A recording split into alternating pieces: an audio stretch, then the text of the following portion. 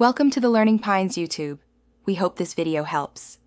You start by verifying prerequisites so the environment will behave predictably. Check Conda version and ensure Python 3. 8 or 3. 9 is available. TensorFlow compatibility matters. Decide now, CPU or GPU TensorFlow, because GPU requires matching CUDA and cuDNN versions, otherwise installs fail. Once done, open Anaconda prompt or a terminal in your project directory. This keeps packages isolated. Next, you'll create the environment and pin the Python version, so downstream installs are reproducible and simple to manage.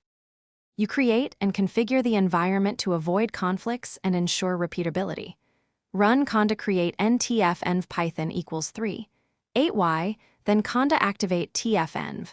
This isolates packages. Next, upgrade pip with python mpip install upgrade pip so binary wheels install cleanly.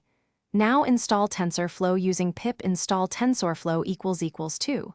10. 0 or pip install TensorFlow GPU if you set up CUDA and cuDNN.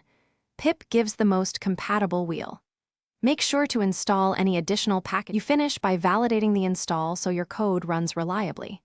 Run Python C, import TensorFlow as TF, print TF. Version, to confirm the version and importability. If using GPU, check TF.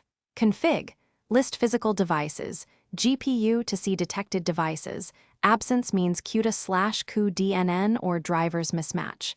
If there are errors, make sure the Conda environment is activated. Verify CUDA and cuDNN versions match the TensorFlow release, and check path and LD library path. Reinstalling the matching driver or using the CPU wheel is a quick fallback.